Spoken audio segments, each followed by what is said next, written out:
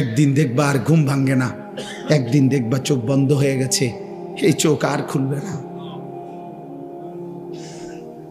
আর খুলবে না, আর খুলবে না।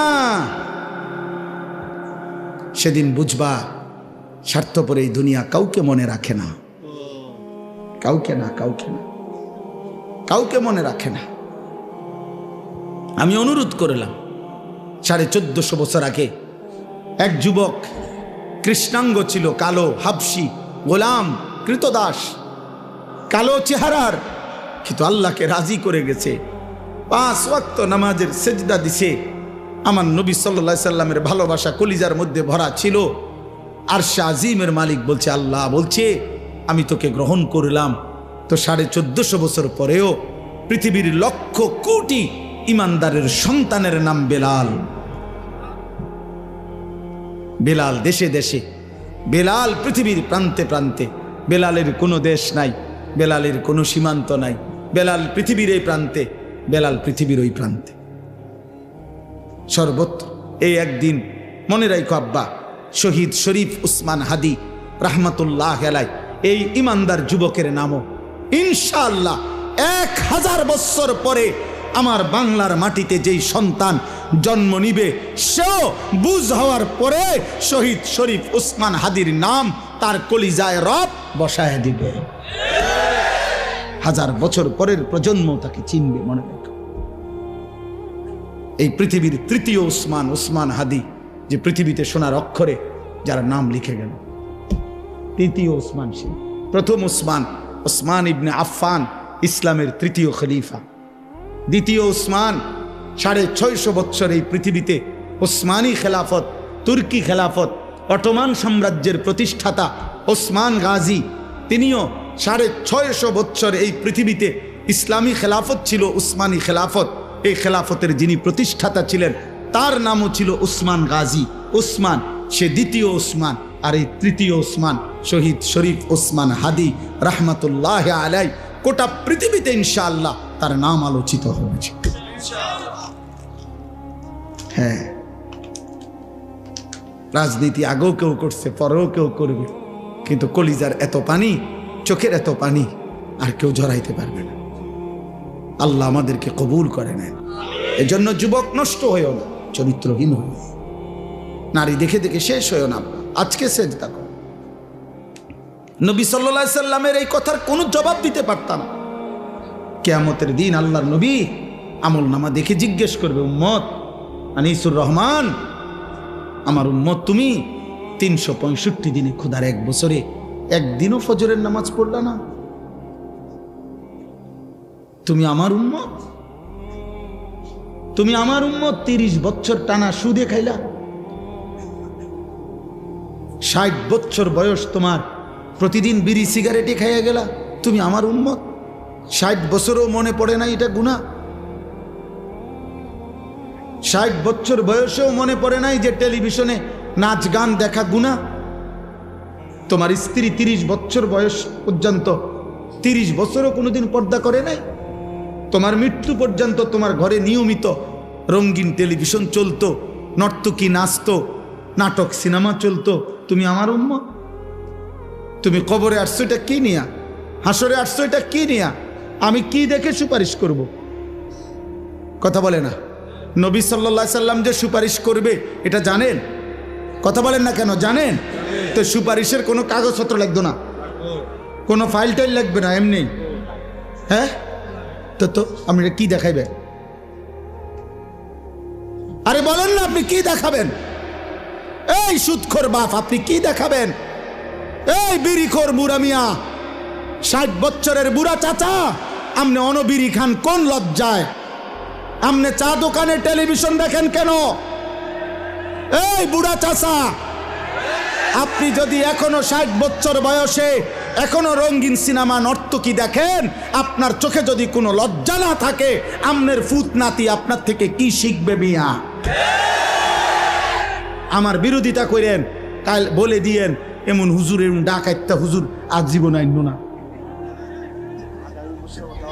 হ্যাঁ কইেন, আপনি বলে যাইয়েন এখন, নাহলে অন কন তারা রেকর্ডিং করে রাখো যে এমন হুজুর আর আইন না।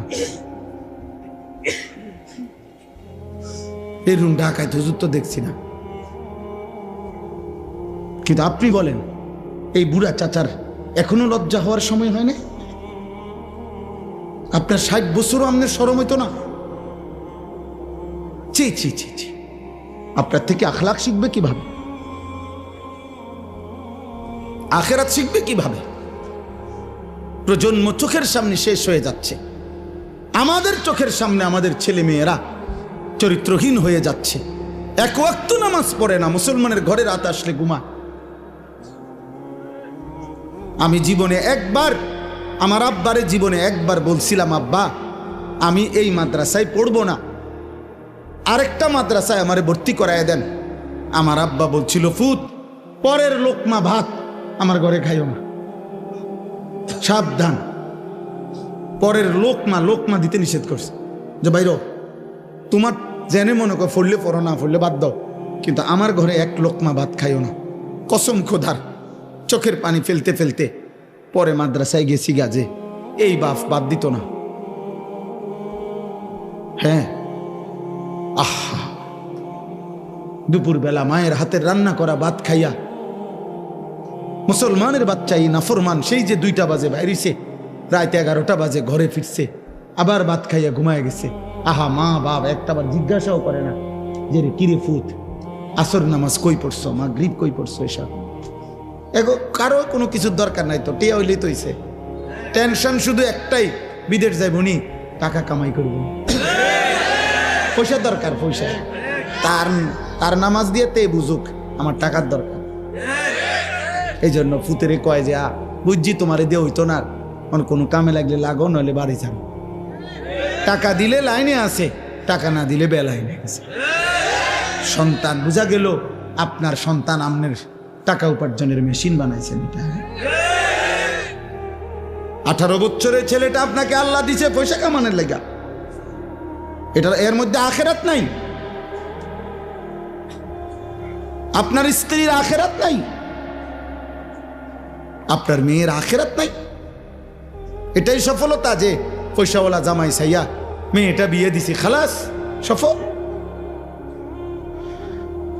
আল্লাহ আমাদেরকে বুঝ দান করেন, আল্লাহ আমাদেরকে ফিকির দান করেন। অনুভূতি চাই বাবা। অভিভাবক আপনারা বদলান, আপনারা চেঞ্জ করেন, আপনারা হিসাব লাগান। এ সমাজ এমনি ছেড়ে দিলে হবে না, আগামী প্রজন্ম নিরাপদ থাকবে না। এই ছেলে পেলে এরা তোমরা বড় হইবা বাবা, আমার কথা বুঝো। তোমরা যারা এই 14, 16, 18, 20 বছর বয়সী একটা প্রজন্মের যদি বড় অংশ, তোমরা যদি বেনামাজি হইয়া বেড়ে ওঠো, তোমরা যদি নারী দেখতে দেখতে, ছবি দেখতে দেখতে, উলঙ্গ দৃশ্য দেখতে দেখতে তোমরা যদি বেড়ে ওঠো, খোদার কসম আব্বা, তোমাদের হাতের পরের জেনারেশন ওরা বহুত বড় কমবক্ত, বড় বেশি দুশ্চরিত্র হবে। এটা মনে রাখো। আমি আমার আব্বারে দেখছি জীবনভর সাদা টুপি পরতেন। আমার বাবা জীবনে কোনোদিন রঙিন টুপি পরে নাই, আমি জীবনে কোনোদিন পরিনি, আমার ছেলে কোনোদিন পরে না। তাহলে এটা একটা সিলসিলা আছে মানুষের। বাবার আসর থাকে মানুষের উপরে, মায়ের আসর থাকে, বংশের প্রভাব থাকে। তাহলে আমার ভাই, তোমরা যখন বড় হবা, আল্লাহ চাহে তো আল্লাহ তোমরা হায়াত দিক, তোমরা বিবাহ করবা, তো তোমাদের বিবাহের পরে আল্লাহ যদি তোমাদেরকে সন্তান দেয়, তো তোমার এই আখলাকের উপরে তোমার সন্তান কি হবে?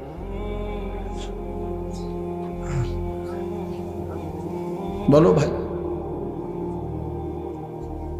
একটা ছেলে ভাইব, আল্লাহ তৌফিক দান করে। চলেন এই আয়াতগুলোর অর্থ শুনে। আল্লাহ তাআলা বলেন সূরা কাসাস 28 নম্বর সূরা, দেরি করব না, শুধু অর্থ বলব। 20 নম্বর পারা, সূরা কাসাস 28 নম্বর সূরা, 51 থেকে 56 6টি আয়াত পড়ছি। এই তর্জমা বলি। আগে 1 মিনিট তর্জমার জন্য সুবিধার্থে 2টা মিনিট একটা কথা বলি। আমাদের নবী সাল্লাল্লাহু আলাইহি ওয়াসাল্লাম, ওনার সাহাবারা, নবীজি সহ প্রকৃত বড় যেই হিজরত করছেন সেটা হলো মক্কা থেকে মদিনা। কোথায়? কিন্তু এর আগে সাহাবারা নবীজির নির্দেশে আরেকটি হিজরত করছিলেন, সেটা হলো মক্কা থেকে আবিসিনিয়া। হাবাসা, আবিসিনিয়া এলাকা। ওইখানকার বাদশাহ ছিল বাদশাহ নাজ্জাশী, যিনি খ্রিস্টান ছিলেন, এবং তার উজির সভাসদ তারাও ছিল খ্রিস্টান। ওইটা খ্রিস্টান অধ্যুষিত এলাকা ছিল। বর্তমান মানচিত্রে এটার নাম হলো ইথিওপিয়া। আমার যে দেখাইছিলেন একজন, না হ্যাঁ আল্লাহর ঘরে একজন মৌলানা দেখছিলাম আমরা, ইথিওপিয়া আলেম। তো এই ইথিওপিয়া মানে আবিসিনিয়া বলতো আগে, হাবাসা। এই হাবসার মধ্যে আল্লাহর নবী সাল্লাল্লাহু আলাইহি সাল্লামের আদেশে, নবীজি সাল্লাল্লাহু আলাইহি সাল্লামের নবুয়তের ৭ম বছর সাহাবায়ে কেরাম প্রায় ৭২ থেকে ৭৪ জন ওনারা মক্কা থেকে সেখানে হিজরত করে গেছিলেন। তো তারা যখন, আমি সংক্ষেপে বলতেছি, তারা যখন হিজরত করে চলে গেছে মক্কা ছেড়ে ওই এলাকায়, এই খ্রিস্টানদের এলাকায় নিরাপত্তার জন্য, ওই বাদশা খুব ন্যায়পরায়ণ ছিল, এই নাজ্জাশী বাদশাহ। তো মক্কার 2 জন কুরাইশ নেতা, কাফের নেতা মক্কায়, তারা ওই আবিসিনিয়ায় গেছে নাজ্জাশী বাদশার কাছে অভিযোগ নিয়া যে আপনার এলাকায় আমাদের এলাকার থেকে কিছু দুষ্কৃতিকারী, কিছু মনে করেন চোর ডাকাইতের মতো কইল আর কি, বা কিছু খারাপ চরিত্রের লোক আমাদের এলাকার থেকে ভাইগা আপনার এলাকায় এসে আশ্রয় নিছে। আপনি তাদেরকে আমাদের কাছে ফিরাইয়া দেন, নয়তো আপনার এলাকার নিরাপত্তা শূন্যতা হবে। তো নাজ্জাশী বাদশাহ খ্রিস্টান, সে বলতেছে যেই আসুক আমি সরাসরি তার মুখ থেকে তাদের আত্মপক্ষ সমর্থনের সুযোগ না দিয়া আমি তোমাদের হাতে তুলে দেব না, বাইর করব না। ওরা কথা বলে রোক, আমি শুনি কি কইতে চায়। তো বাদশাহ নাজ্জাশী তখন ওই সাহাবায়ে কেরামের এই জামাতকে খবর দিছে যে তোমাদের বিশেষ একটা প্রতিনিধি বাদশার দরবারে আসো এবং তোমাদের কথা বলো, তোমরা কোত্থেকে আসছো, কেন আসছো, কি হয়েছে তোমাদের ঘটনা বলো। এখন ৭২ জন সাহাবীর পক্ষ থেকে রাসূলুল্লাহ সাল্লাল্লাহু আলাইহি ওয়াসাল্লামের আপন চাচাতো ভাই হযরত জাফর ইবনে আবি তালিব রাদিয়াল্লাহু তাআলা আনহু, জাফর এই মুতার যুদ্ধে যিনি শাহাদাত বরণ করছিলেন, নবীজির আপন চাচাতো ভাই, মানে আলী রাদিয়াল্লাহু তাআলা আনহুর ভাই জাফর, এই উনি নেতৃত্ব দিয়ে আরো 10-12 জন নিয়ে বাদশার দরবারে আসছে। আয়েশা বাদশাহ এবার বলছে যে এই 2 জনকে চিনো? বলছে হ্যাঁ চিনি, ওরা আমাদের এলাকার, ওই যে কুরাইশ যে কাফের 2 জন আইছে না, ওরা, ওদেরকে চিনো? হ্যাঁ চিনি, আমাদের। আচ্ছা, এখন তোমরা কেন আসলা এই এলাকায়, আর তোমরা কি ছিলা, কি হইল, কেন আইলা? তখন তাফসীরের মধ্যে আছে হযরত জাফর ইবনে আবি তালিব রাদিয়াল্লাহু তাআলা আনহু একটা লম্বা ভাষণ দিছে এই বাদশার দরবারে। বলেছে, বাদশাহ আমরা চরিত্রহীন ছিলাম, লম্পট ছিলাম, নারী, জিনা, ব্যভিচার, মদ, জুয়া, হত্যা, খুন, চুরি, ডাকাতি, রাহাজানি, মারামারি, হানাহানি, এই ছিল আমাদের জীবন। আমরা এটাই করতাম। আমাদের জীবন ছিল নারী, নেশা, মারামারি, এই 3 জিনিস এবং যাবতীয় পাপ। আমাদের বংশ থেকে আমাদের দীর্ঘদিনের পরিচিত 40 বছর ধরে আমরা যাকে দেখছি, আমাদের চোখের সামনে যে বড় হইছে, যার চরিত্র আখলাক আমরা একেবারে বুঝ হওয়ার পর থেকে কোনোদিন যার চরিত্রে আমরা কোনো কলঙ্ক দেখি নাই, এমন একজন পুত পবিত্র মানুষ, তিনি আমাদেরকে একটি ধর্মের দিকে আহ্বান করছেন, এক কালেমার কথা আমাদেরকে বলছেন এবং এই যাবতীয় অপরাধ পাপ ছেড়ে দিতে বলছেন।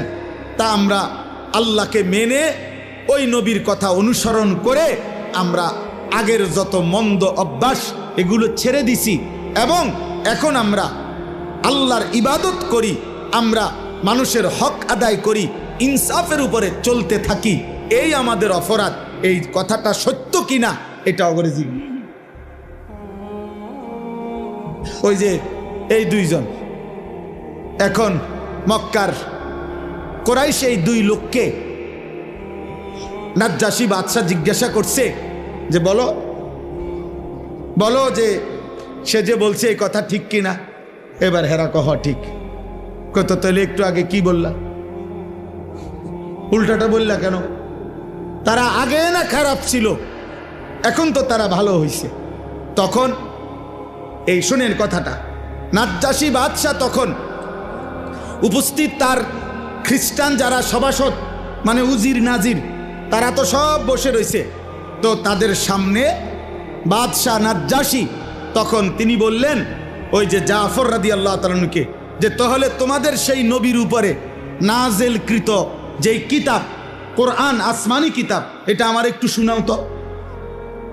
তো তখন হযরত জাফর রাদিয়াল্লাহু তাআলা আনহু সূরা মরিয়ম, যেখানে আল্লাহ তাআলা হযরতে মরিয়ম এবং ঈসা আলাইহিস সালামের কথা উল্লেখ করছেন, তারা তো উনারই মানে, কথা বুঝছেন কিনা?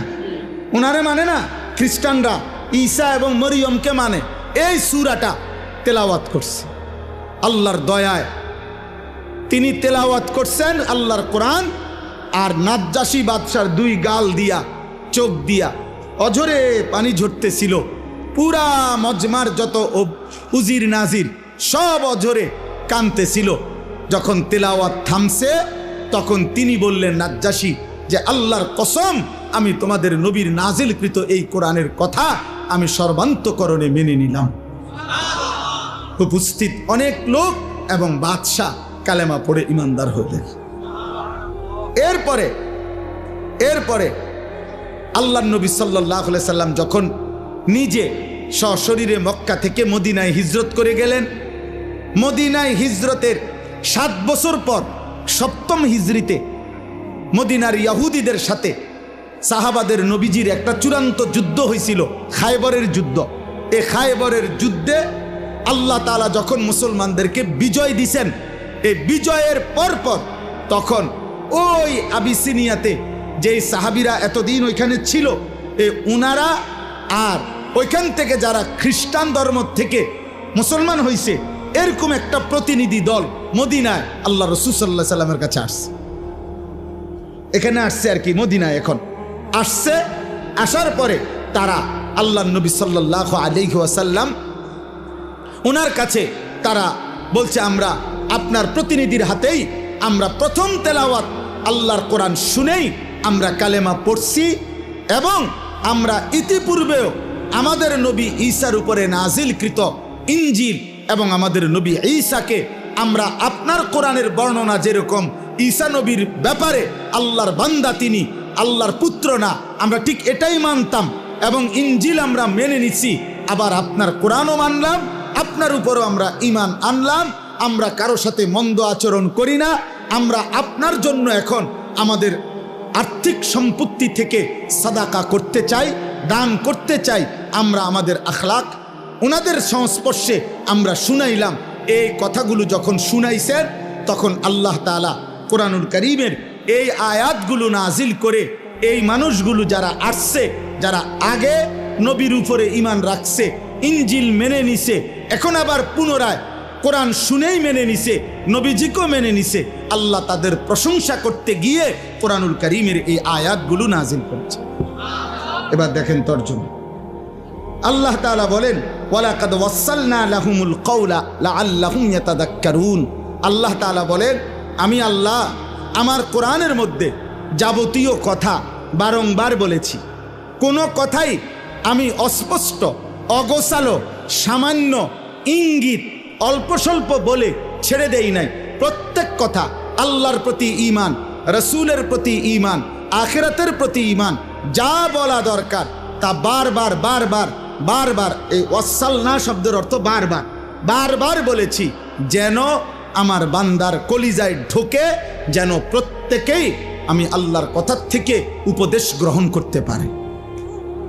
এবার আল্লাহ বলেন, বন্ধু আপনাকে শুনাইতেছি, আল্লাযীনা আতাইনাহুমুল কিতাবা মিন ক্বাবলিহি ওয়া হুম বিহি ইউমিনুন।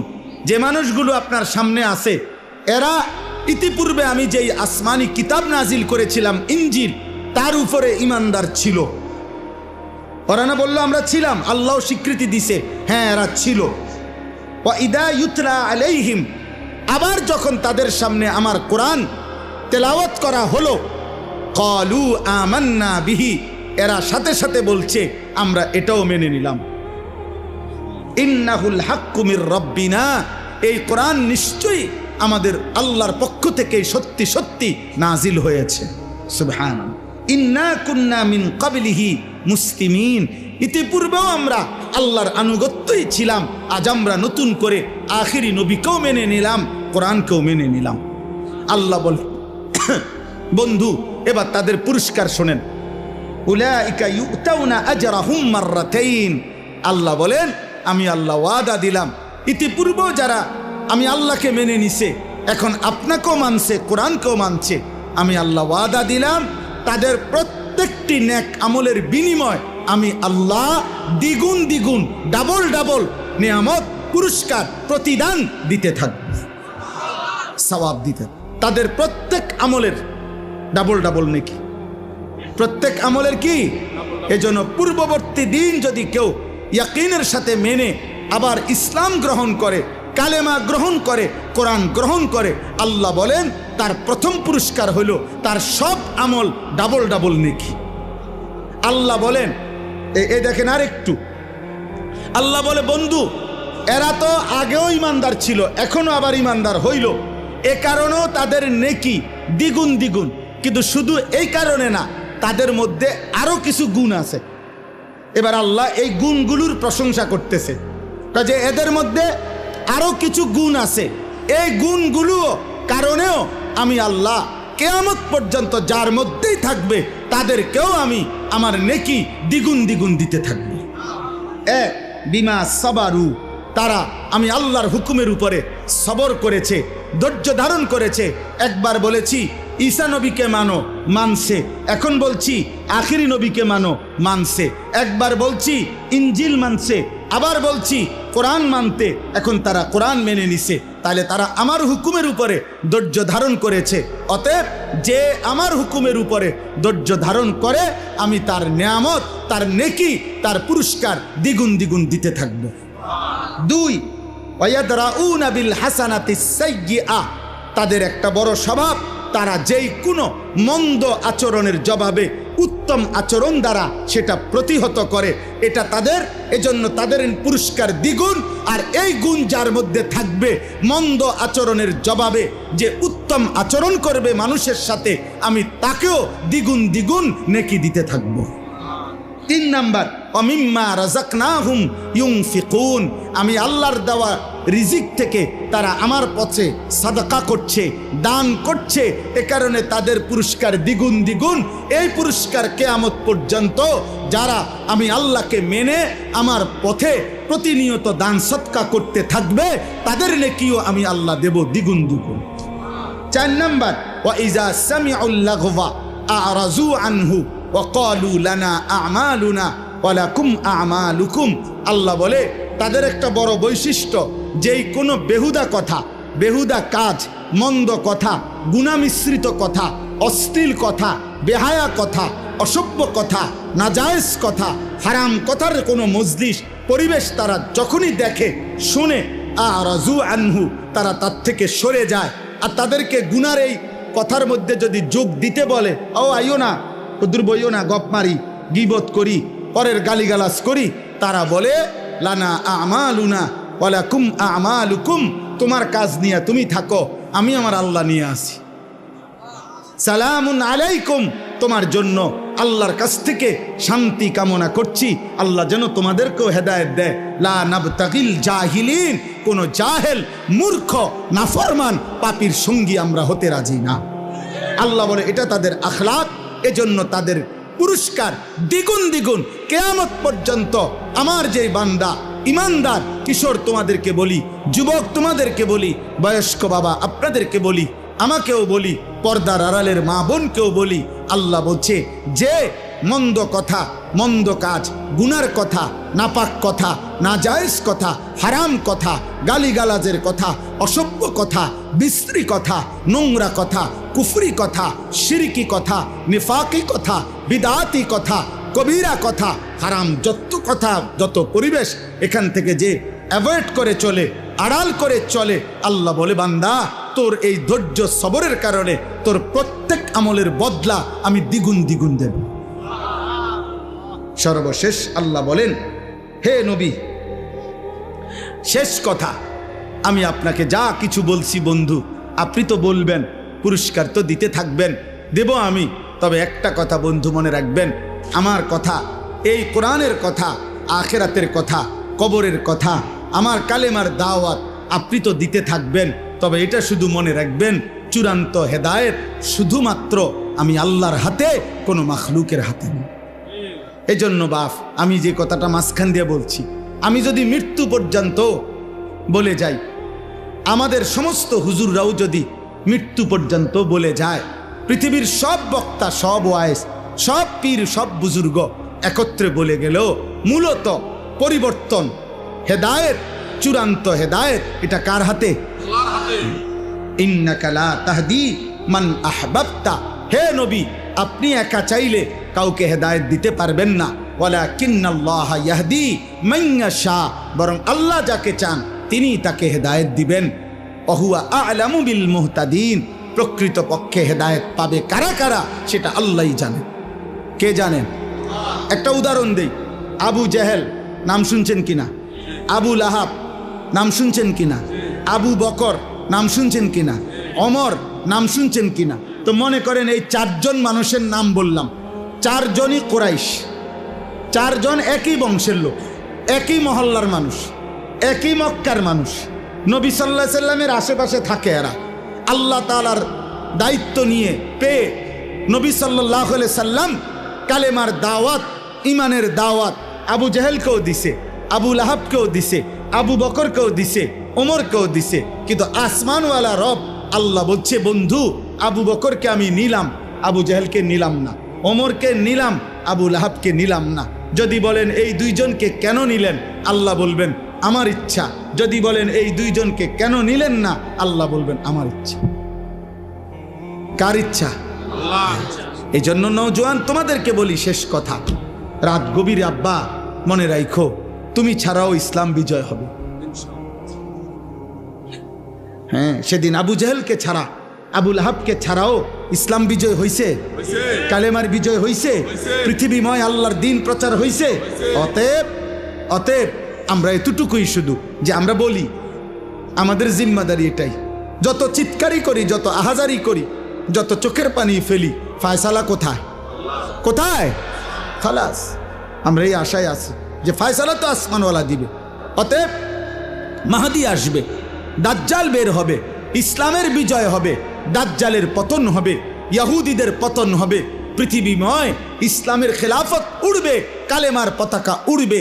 খোদার কসম, আগামী দিনে আরেকবার কসম খোদার, নবী বলছে যদি ইসরাফিলের ফু দিতে আর একদিনও বাকি থাকে কিয়ামতের, তবুও মাহাদি আসবে, দাজ্জাল বের হবে, যুদ্ধ হবে, ঈসা আলাইহিস সালাম আসমান থেকে নেমে আসবে, ইহুদিদের শেষ বেঈমানের পতন হবে, মৃত্যু হবে, আল্লাহর কালেমা, ঈমানের পতাকা, ইসলামের খেলাফা সারা পৃথিবীময় আরেকবার প্রতিষ্ঠিত হবে। খোদার কসম, এটা আখিরি নবীর ফয়সালা। নবী সাল্লাল্লাহু আলাইহি সাল্লাম এটা বলেছেন। অতএব ঈমানদার যুবক, দ্বীনের জন্য, মাহাদির জন্য, ইসলামের জন্য, কালেমার জন্য কয়জন লাগবে, এই ফয়সালা কার হাতে? কারে নেবে, এই ফয়সালা কার হাতে? অতএব চরিত্রহীন যুবক, লম্পট যুবক, নারী, অশ্লীল ছবি, জিনা ব্যভিচারের দৃশ্য দেখে তোমরা যারা আছো, মনে করো না তোমার মতো অপদার্থের জন্য ইসলাম আটকায় যাবে। তোমার মতো আকামলা ছাড়াও ইনশাআল্লাহ ইসলামের বিজয় হবে, কালেমার বিজয় হবে। কিন্তু একদিন চোখ বন্ধ হইলে দেখবা, কবরে গেলে ফেরেশতা তোমার মতো নাফরমানকে লাথি দিয়া কবরে পাঠাইবে জাহান্নামে। সেদিন বুঝবা এই মৌলবীদের কথা কতটা দরকার ছিল। সেদিন বুঝবা এটুকু নামাজ পড়তে পারতাম, সেদিন বুঝবা আল্লাহরে ডাকতে পারতা ইচ্ছা করলে, শরীর স্বাস্থ্য সবই ছিল, কিন্তু নাফরমানি করলা। অতএব রাত গভীরে আমি বললাম, সমস্ত কিশোর যুবক ভাই, দয়া করে নষ্ট হইও না। এই পৃথিবী তোমারে মনে রাখবেন, কেউ তোমার জন্য বসে নাই রে আব্বা। তুমি অ্যাক্সিডেন্ট করে দেখো, পিছনের গাড়ি থামে না, ছাড়ি দিয়ে জায়গা। কত সিএনজি প্রতিদিন অ্যাক্সিডেন্ট হয় না, কত গাড়ি, কত মানুষের লাশ পড়ে থাকে, কত মানুষ আহত হয়ে পড়ে থাকে। হয়তো 5 মিনিট জ্যাম বাজে, 10 মিনিট জ্যাম বাজে, এরপরে আস্তে আস্তে ছাড়ি দিয়া সবাই চলে যায়। স্বার্থপর এই দুনিয়া, কেউ থামে না। ধোকা ধোকা। এই বন্ধু নামের যেসব শয়তান তোমার লগে এখন আড্ডা দেয়, নারী দেখে, ছবি দেখে, উলঙ্গ দৃশ্য দেখে, তোমারে ফুর্তি করে, এই হাইওয়ান তোমার বিপদে থাকবে না। তুমি পাওটা ভাঙ্গা দেখো আর ওরে ক বন্ধু তোর ফাড়াও তুই ভাঙ, সে জীবনও না, বলবে ভালো থাকিস, আচ্ছা যাই। এই জন্য চরিত্রহীনের খপ্পরে পড়ো। আমি বললাম চরিত্রহীনের খপ্পরে পড়ো, নিজেরে চালাক মনে করো। আম হাসিবাল্লাযীনা ইয়ামালুনা আস-সাইয়্যাতি আন ইয়াসবিকুনা, আল্লাহ বলে বান্দা ভেবো না গুনাহ করে আমারে ডিঙ্গায় লাইবা। আল্লাহ নিষেধ করছে, বান্দা পুলিশ, র্যাব, বিজিবি, আর্মি সব তুমি ফাঁকি দিবা, এই পৃথিবীর সব, কিন্তু আমারে ফাঁকি দিবা কেন? আমাকে ডিঙ্গাইবা কেন? অতএব বাপ, অনেক রাত হয়ে গেল, আমি সবার কাছে অনুরোধ করি, প্রিয় কিশোর, প্রিয় নৌজওয়ান, চোখের হেফাজত করো। নারী দেখো না, অশ্লীল ছবি দেখো না বাপ, উলঙ্গ ছবি দেখো না, মোবাইলের আসক্ত হইও না, নিজের হেফাজত করো। 5 ওয়াক্ত নামাজ পড়ো, ফজরের নামাজ কষ্ট করে হলেও জামাতের সাথে পড়ো। দেখবা ফজরের মুসল্লি যারা, আমি বলে গেলাম মাহাদির সৈনিক তারা। ফজরের মুসল্লি যারা দাজ্জালের বিরুদ্ধে লড়বে তারা। ফজরের মুসল্লি যারা বিশ্বময় কালেমার পতাকা উড়াবে তারা। এটা মাহাদির এবং ঈসার নেতৃত্বে দাজ্জালের বিরুদ্ধে, ইহুদিদের বিরুদ্ধে হাদিসের বক্তব্য হলো শেষ যুদ্ধ, চূড়ান্ত লড়াই ফজরের নামাজের পরে শুরু হবে। ফজরের মুসল্লিদেরকে সাথে নিয়ে মাহদি এবং ঈসা যুদ্ধ শুরু করবে। আসরের নামাজের ভিতরেই, আসরের ওয়াক্ত হইতে হইতেই দাজ্জাল নিহত হবে এবং সমস্ত ইহুদি নিহত হবে, এবং আসরের ওয়াক্তে মাহদি এবং ঈসার নেতৃত্বে মসজিদে আকসা বিজয়ের পতাকা, ইমানের পতাকা উড়বে, সারা পৃথিবীময় ইসলামের খিলাফা প্রতিষ্ঠা। হয় আমি দেখবো, নয় তুমি দেখবে, নয় আমার সন্তান দেখবে, কিন্তু আল্লাহ রাসূল সাল্লাল্লাহু আলাইহি সাল্লামের এই কথা বৃথা হবে।